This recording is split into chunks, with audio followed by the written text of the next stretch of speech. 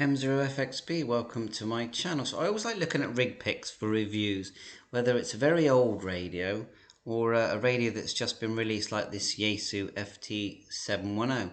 And I've been looking at this ever since I became a ham radio operator. I think it's got to be coming up for 30 years. I've been looking at, Rigpix, and you can just put into Google any radio and then add the words Rigpix, and you will get the radio come up. So I think it's fantastic. I really recommend it, and it's a nice little snapshot of what you're thinking about buying. So sometimes the photographs aren't great, but it's still good, and it gives you, if you read down, you get the general specifications there.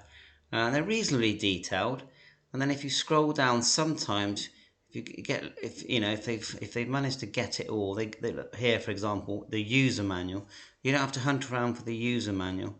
Then you've got this section here, optional accessories. So you can click on accessories and look at the different accessories very quickly. And they even have, if they've got it, they'll provide a link. So, for example, here's one here, FC40, and it's gone straight to that automatic tuner. Let's go back one, user manual.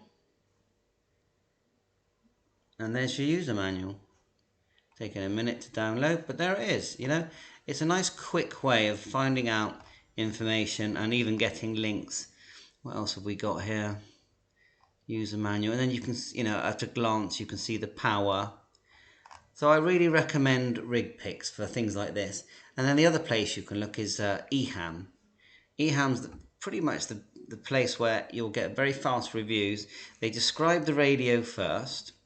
EHAMNET, and then you go down. Look, so far it's let's see how many reviews it's actually had. Probably not had too many. 6 reviews in total, but look, you've got 5 stars there, and I agree with it. This one is headed budget price rig with a great front end. It is a great front end. I mean, you turn it on and it just, everything you can see on the scope is actually a signal. It's not full of interference, which even with at home with all our local QRM, it just somehow they've just done a very good job of that radio. I think there are bugs, there are things that still need to be sorted to do with CW, but they'll sort that.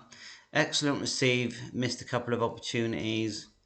So far, all 5-star reviews for the Yaesu FT-710, and that says a lot, because if you think about it, if we go FT-7300,